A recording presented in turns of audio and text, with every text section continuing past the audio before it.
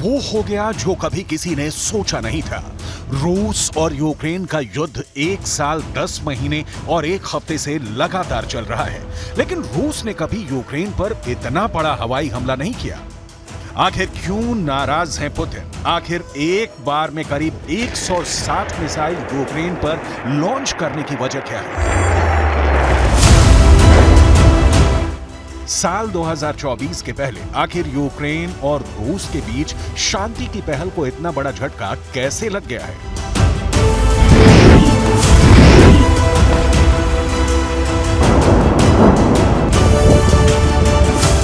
ये सब आपको बताने वाले हैं, लेकिन सबसे पहले देखिए ये चौंकाने वाले आंकड़े।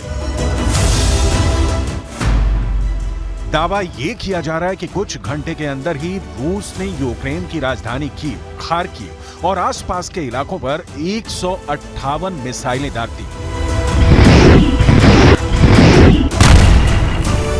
यूक्रेन ने रूस में ऐसा कोहराम मचाया है कि कीव घुटनों पर आ गया है।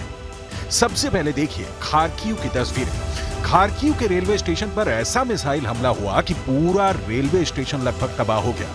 रेलवे स्टेशन की इमारत के शीशे टूट गए, सड़कों पर कांच ही कांच बिखर गया, दीवारों पर छर्रों के निशान नजर आ रहे हैं। ड्रोन्स और मिसाइलों के टुकड़े गवाही दे रहे हैं कि हमला कितना बड़ा था, और एक बहुत बड़ा गड्ढा नजर आ रहा है जहां की मिसाइलें जाकर फटी हैं।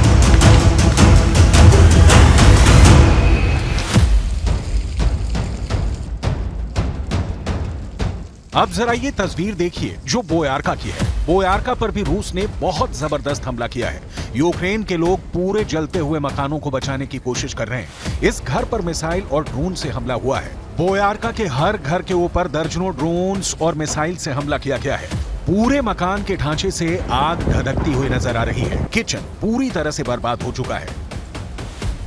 Зараз в тому числі організовано надання допомоги за участю органів місцевого самоврядування та наших волонтерів.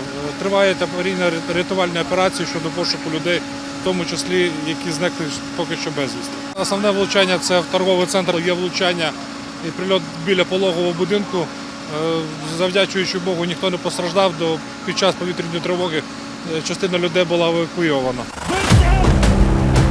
यूक्रेन को रूस लगातार बुरी तरीके से तबाह कर रहा है। ज़ेलेंस्की शांति कायम करना चाहते हैं, लेकिन रूस तैयार नहीं हो रहा है। रूस की शर्तें बहुत बड़ी हैं। राष्ट्रपति पुतिन ने चीन के नेता शी जिनपिंग से वादा किया था कि यूक्रेन पर उनका आक्रमण 5 साल तक चलेगा। जापानी अखबार निक्केई ने गुरुवार को रिपोर्ट दी है कि पुतिन की टिप्पणी स्पष्ट रूप से मार्च 2023 में शी के मॉस्को यात्रा के दौरान आई थी, जब रूस पहले से ही 1 वर्ष और 1 महीने के युद्ध में था और उसे कई शर्मनाक झटके झेलने पड़े थे। पुतिन ने शी जिनपिंग से कहा था कि रूस कम से कम 5 साल तक लड़ेगा, मॉस्को अंत में विजयी होगा। पुतिन के इस बयान से पता चलता है कि वो रिपोर्ट गलत थी, जिसमें कहा गया था कि रूसी नेता चुपचाप युद्ध विराम वार्ता के लिए तत्परता का संकेत दे रहे हैं। ये कहते हुए कि पुतिन 2024 के राष्ट्रपति चुनाव में अपने लाभ के लिए शांति की तलाश का भ्रम पैदा कर सकते हैं।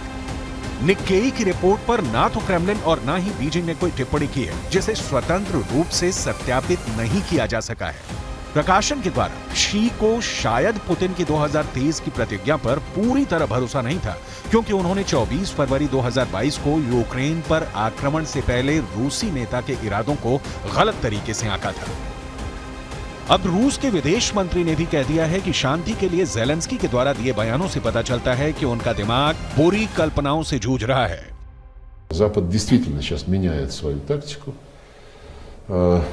Может быть, даже задумывается и об уточнении стратегии, потому что если стратегическое поражение России – это стратегия, простите за тавтологию, то эта стратегия провалилась с треском. Это все уже понимают.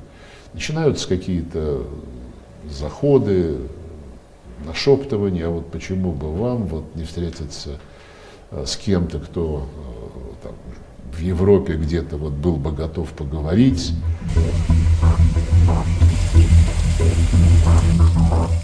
बोयारका कीव के पास का ही एक इलाका है और यहाँ पर एक के बाद एक दर्जनों इमारत पर ड्रोन और मिसाइलों से हमला हुआ है। आप इन तस्वीरों को देख सकते हैं। ये ईरान के शाहिद ड्रोन के अवशेष हैं, जिनसे हमला किया गया है, यहां भी पूरा किचन तबाह हो गया है, लेकिन यूक्रेन के लोग राहत और बचाव के काम में लगे हैं।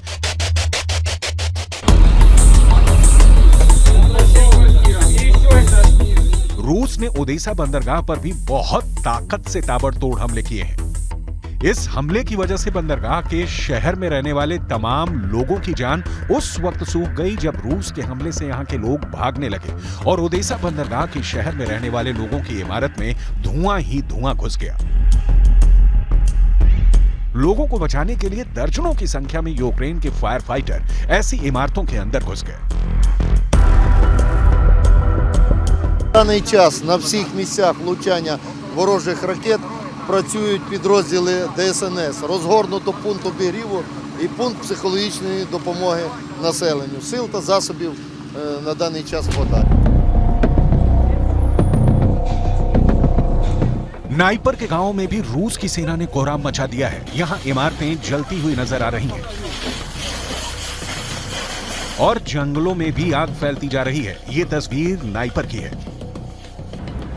यूक्रेन के नाइपर शहर के अंदर कोहराम मच गया और यहां के लोग बता रहे हैं कि ये फिलहाल के दिनों में यूक्रेन पर किया गया सबसे बड़ा हमला है।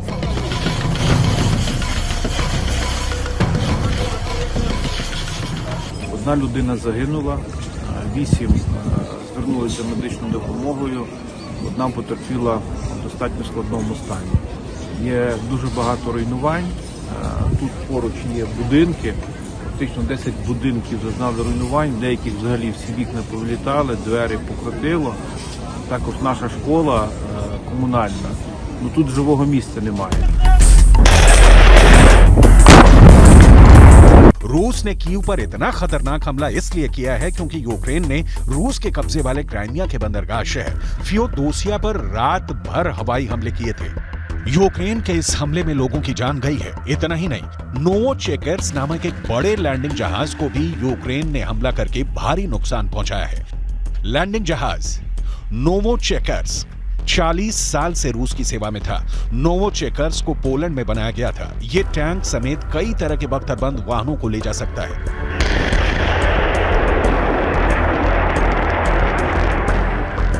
क्राइमिया ने इस हमले में गाइडेड मिसाइलों का इस्तेमाल किया था। ये तस्वीरें पूरी दुनिया में वायरल हुई थी, जिससे रूस की भारी बदनामी हो रही थी। रूस के विदेश मंत्रालय ने कहा है कि यूक्रेन को पश्चिमी देशों के द्वारा भड़काया गया है। Российской провокации с использованием отравляющих веществ западного производства, чтобы затем инициировать в структурах Организации Объединенных Наций и мировых СМИ новую кампанию по обвинению нашей страны в якобы преднамеренном использовании химического оружия. कुल मिलाकर अब यूक्रेन के सामने सरेंडर के सिवा और कोई विकल्प पुतिन ने नहीं छोड़ा है।